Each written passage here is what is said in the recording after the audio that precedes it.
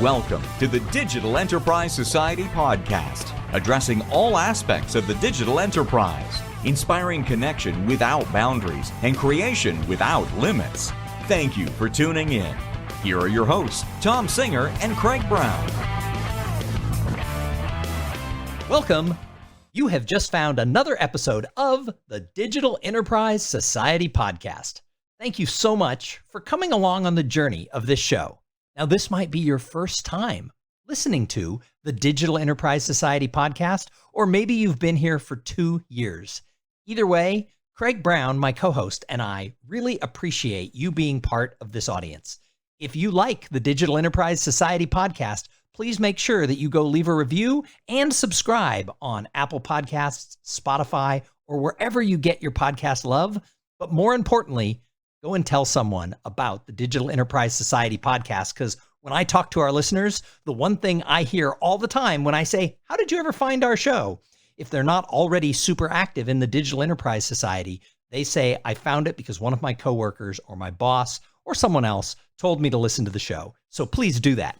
And remember, the Digital Enterprise Society, it is a forum for the exchange of ideas surrounding the tools, processes, and practices used across the product lifecycle. To learn more, go and visit digitalenterprisesociety.org. My name is Thom Singer, and I have the honor every week to co-host this show, usually with Craig Brown, who is an industry veteran and former PLM leader at General Motors.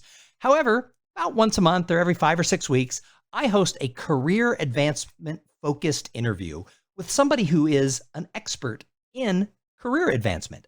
And today is going to be one of those days where we're going to have a lot of fun, and you're going to walk away with maybe some action items to really get out there and find a way to make connections, grow your career through volunteering.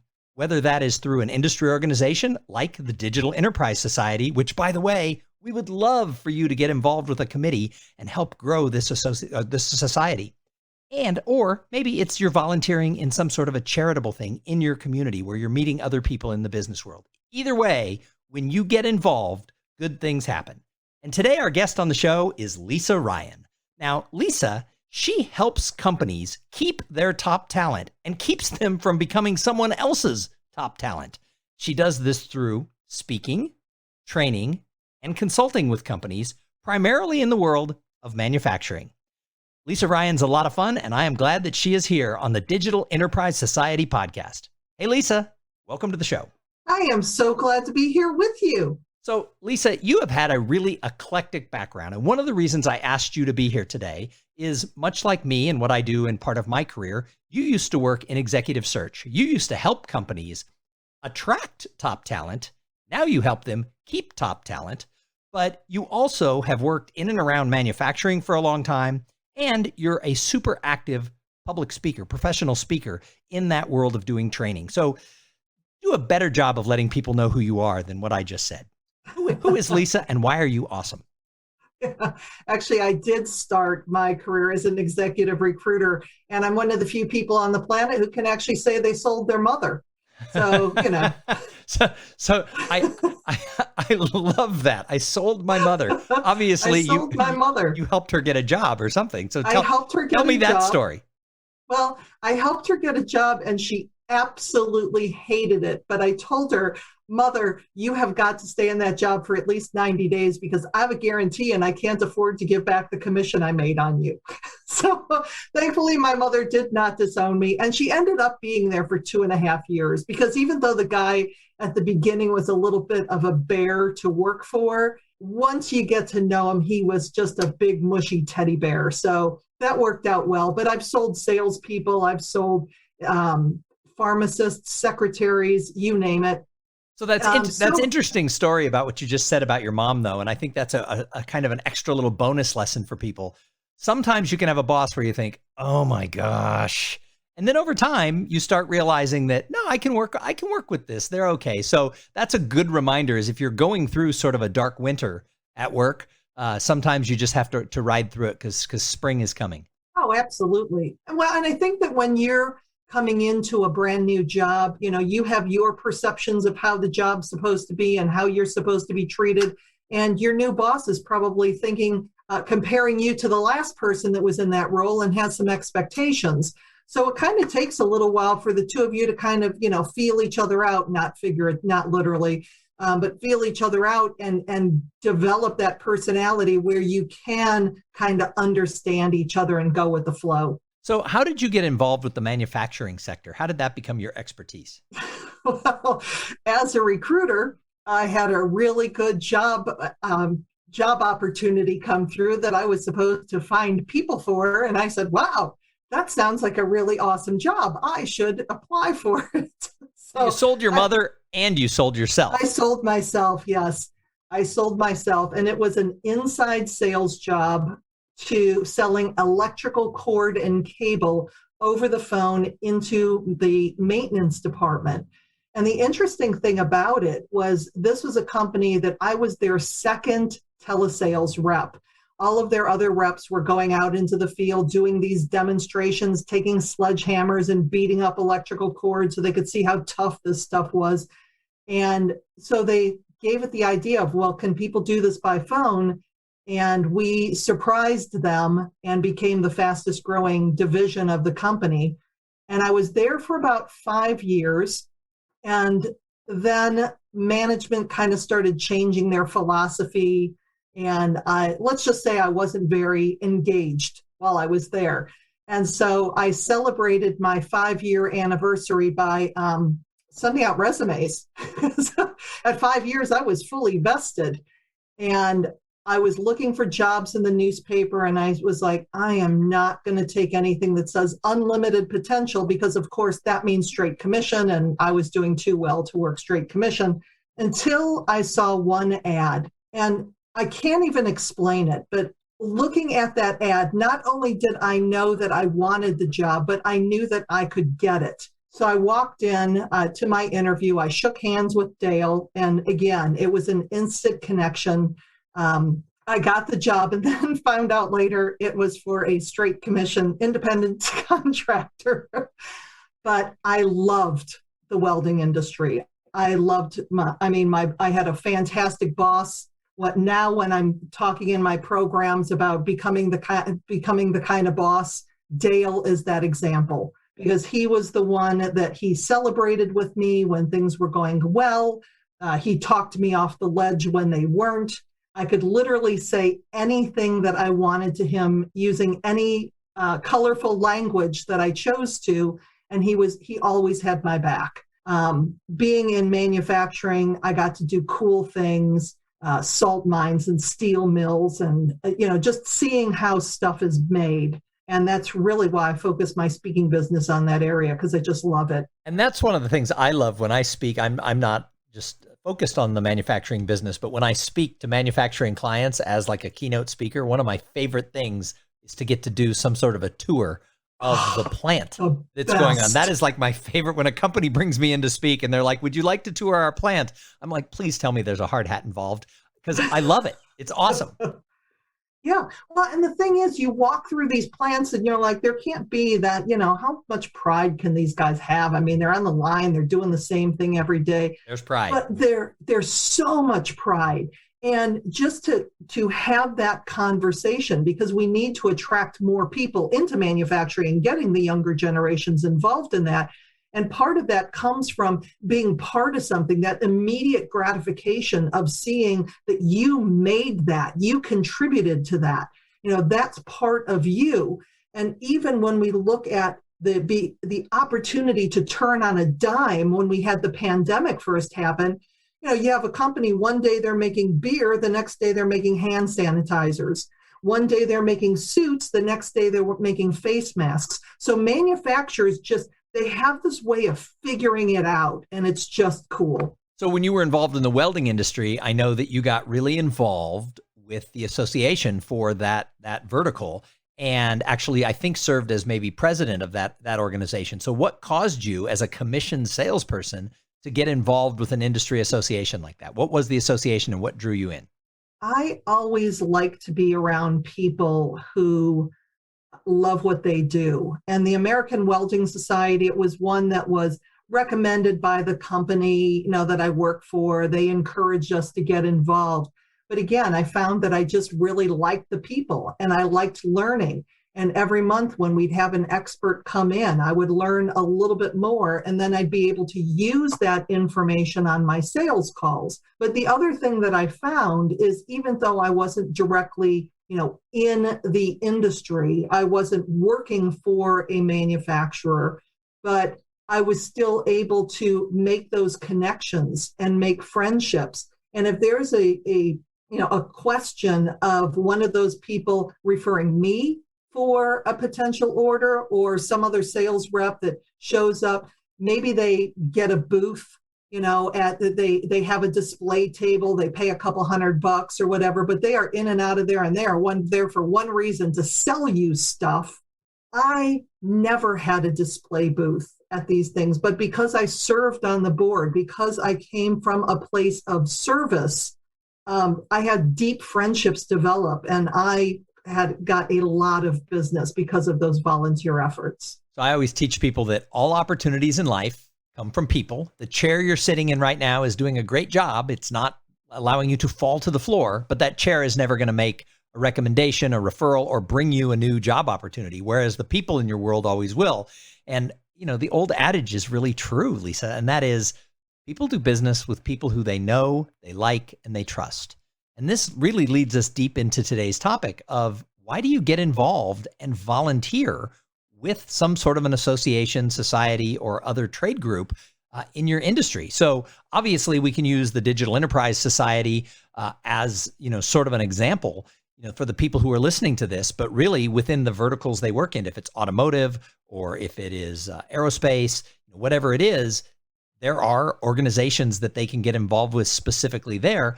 Why would you tell people to volunteer at that level and get on a committee, serve on a board, maybe be president? Why do you think that's important? Again, it's a different level of connection. I have always joined my trade association for whatever I was in. And that started when I was in the welding industry. It was the American Welding Society. It was the Association for Equipment Maintenance Professionals. When I was in healthcare, I spent the last 7 years of my sales career in healthcare. I was in the Association for Professionals in Infection Control and the Association for Operating Room Nurses. Now, when I was in APICS and AORN, I could not be a member, because a full member, because you had I to be wasn't an a nurse. RN or a researcher, Yeah, right? Or exactly. But again, I was a sales rep. And these are the people that I sold surgical supplies. So of course I wanted the infection control people on my side. But I was the one, and this is the greatest volunteer role ever, run the check-in table at their events. I will tell you what, for when I was with both of those organizations, that's what I did. There was an event, and I ran the check-in table. I knew every single person by name. And they were coming up to the table, and I would just have their name tag available for them. But it's those types of little things. And I go back again to sales reps that, spending a couple $100 on a booth that most people there are ignoring you anyway. And I'm sitting at the table. So it's just a way to not only learn about your industry, because you're hearing from so many different perspectives from people, but more important, like we just talked about, it's those relationships, because you never know who that person's going to introduce you to, what is going to happen as a result that you were just kind and you gave some time. Same thing, you and I are both in the National Speakers Association. I served for 7 years on the board. I went through all the chairs, had everything. And it's because of serving in that role. And you were on the board of your local chapter, and you also Yes. served for 2 years as the president of that chapter. Correct. So again, the people who were part of the association, they weren't the people who were hiring you. They were your peers, but making those peer relationships are what it was all about, correct? Well, I will tell you, I would not be where I am in my speaking career had it not been for the National Speakers Association, for being actively involved. You can sign up for membership all day long and never go to a meeting and never go to the website, but it's that active engagement. It's looking for ways to serve. And when people ask me about the NSA. Well, what do you get out of it? My first reaction is, this is not for you. Because if the first thing that you're looking for in your trade association is what you're going to get out of it, it's the exact wrong attitude. It's coming in with this, what can I learn? Who can I meet? How can I help? That's your only focus in volunteering, and it pays off like you would not believe. So Lisa, I'm in full agreement with you. I too have been really active at both the local level and the national level for the National Speakers Association. And people say that same question is, well, what do you get out of it? Well, first of all, going back to what I said before, that all opportunities come from people. When you build legitimate, honest to goodness friendships with people, they're going to tell you when there's an opportunity that's right for you. So a lot of people who listen to this show aren't in sales. They do not have outward facing jobs. They work, in a special niche within the manufacturing of the products that they work on. They're technologists. Many of them are engineers, et cetera. And yet we do have people who sell PLM. We do have people from the software manufacturers who providers that are listeners of the show. But it's not just for salespeople to get a deal, or for someone like you or I who speak to companies to find that next gig. It's really true for people who want to get maybe a new job, a new career opportunity, or even promotions inside their company. So can you talk to why it's attractive for the next step, even inside your company, if you're super involved in the industry? Well, and these numbers aren't going to be exact, but they're going to be close. Where only 3 to 5% of the population actually invest in themselves from a personal development standpoint. So if your company, if your boss sees the fact that you are attending industry trade, they're going to trade shows, you're not only attending meetings, but you're volunteering, you're getting involved, you're coming in with new ideas, you're sharing those ideas. You are part of a very, very small portion of society. The fact that you are listening to this podcast to get some ideas to move you further in your career puts you in that space. Now, when you take it the next step and you look at actually coming on board and volunteering, maybe you're not ready to jump full blast in and sit on the board, but maybe there's a committee, maybe there's an event coming up in 3 months that you, probably virtual, but that you can get involved, and there's a time frame. So you're not committing for the rest of your life to do something, but what you're doing is you are showing the leadership team at your company that you are one of those people that care about your career and want to progress. If you are a leader in your company already, you're demonstrating the modeling what you want your employees to do. You want them to get involved in your local trade organization, you get involved. And when you are, it also makes it easier for you to invite people to come and join you and increase that membership, increase that visibility, and help the people who work for you. So Lisa, you, in addition to speaking, you consult with manufacturing companies on a variety of ways to add success. Do you find that the bosses, the people in the C-suite, that they want their employees to be doing this type of stuff in a trade association that's affiliated to their industry? Do you find that they get excited when they have employees who volunteer? Absolutely, because that shows a passion to the industry. That shows the leadership team that it's more about the paycheck. It's that commitment to the industry. It's wanting to know more. It's wanting to be involved, because the more involved you are as an employee, the more committed you are to your industry, the less likely it is for you to leave. In all of my, as you refer to it, eclectic career, I never went to a competitor. I completely changed industries because I was so committed to what I did for that particular organization that I could not join a competitor.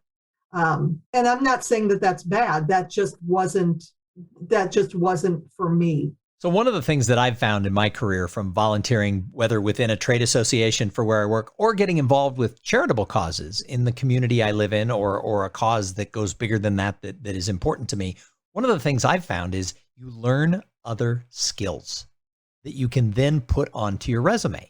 So you might learn, fundraising skills or some basic accounting skills that you normally don't have to do with. You certainly learn social skills in dealing with people. And, for a lot of people, that it's not on the job description for a technology job, but when you have really good people skills, I've seen it happen time and time again, that helps the person, get hired, even though they're not looking for someone, who's super gregarious. The person who has those social skills, it helps them get their job, even if their job is all technical. So what are your thoughts on using your volunteership as a way to learn skills that you can then add to your box of resume? For the last, I think it's 12 years now, I've been participating in the Tour of Good Cheer, which is sounds like a party bus, but it's not. I was just going to say, I want to be part of the Project for Good Cheer. That's awesome. Yeah, the Tour of Good Cheer, actually the Saturday before Christmas, we have a bus, actually 3 buses full now, of coats, sweaters, and toys. And we go to 9 homeless shelters and we bring Christmas to Northeast Ohio's most needy people. And the first time that I did it, we go into some scary neighborhoods, it gives you a glimpse of other people's lives. And so it brings more empathy to you because you're seeing the world in a completely different way than you may have ever imagined it before. I had no exposure. And so when you're looking at different opportunities to volunteer from a charitable standpoint, and you're taking the professional trade association out of it, it just unlocks a deeper connection with people because you have the opportunity to, again, to help those people which feel good. A real good example is I'm a regular blood donor. And mind you, I hate needles and I hate giving blood. Okay. But it's the right thing to do. And it's the feeling afterwards. I'm literally saving lives for that. So maybe it's not going to a homeless shelter or something, but it's these little things that you can do to just give back that kind of opens up different worlds. Sometimes in business, we get so focused on what we're doing, and that's all we know. All of our friends are from work, or all of our, everything that we do is focused on that job or around people who are in that job or similar. And when you take it outside, it just gives you a different experience. So I think it gives you the opportunities to open up and, again, over time, become even more successful in what you're doing because there's a lot more of you to go around. So Lisa, I'm really glad I asked you to come onto this podcast because I think what you've shared has just been exactly what we wanted with this whole idea of why get involved, why step out and do that. Do you have any other pieces of advice for the people who are listening about why this is a good idea for their career success? There is literally an association for everything. There's even an association of associations. There is. So find something that you would like to do. I think a really good example is Toastmasters. Toastmasters is an international speaking club, and I've been in and out of Toastmasters since the late 80s. But sometimes there's clubs, for whatever reason, you just don't like. There's somebody that's not a fit, you don't feel welcome, try another club. So if you join your local trade organization, and for whatever reason, you have to give it more than one. Have to give it more than one visit, give it a couple months till you start making those connections and getting to know people. But if it's just to the point where it's not working for you, then find something else. Don't torture yourself staying with a group that you can't stand being around because that doesn't make it any fun. There's plenty of opportunities to go out. If you're on a committee and that it's painful, find another way that you can still give back. But the nice thing about volunteering is it gives you the opportunity to find things that light you up and make a difference. So Lisa Ryan, if somebody's listening to this and they think, hey, my company needs to know more from this expert in manufacturing, how do people find Lisa Ryan? You can go to my website at lisaryanspeaks.com. I am also really active on LinkedIn. I post a ton of articles. I post my podcast episodes. I post videos on there. So LinkedIn is just, and I have to say, there are tons and tons of Lisa Ryans. So look for Lisa Ryan and Grategy, or I think my LinkedIn name is Ask Lisa Ryan. So I'm easy to find. There's just lots of Lisa Ryans to sift through. All right. Well, Lisa Ryan, again, thank you for being a guest here on the Digital Enterprise Society podcast. And thank you to everybody who tuned in and listened. We try really hard at the Digital Enterprise Society with this show to bring you a lot of ideas, thoughts, and concepts that are going to help you grow your career if you work in and around product lifecycle management. Hey, and remember this, the Digital Enterprise Society, it is the place for that exchange of ideas around digital manufacturing tools. Go check us out right now at digitalenterprisesociety.org. You've been listening to the Digital Enterprise Society podcast. Learn more about what you've heard here today at digitalenterprisesociety.org. Join us again next week for more connection without boundaries and creation without limits.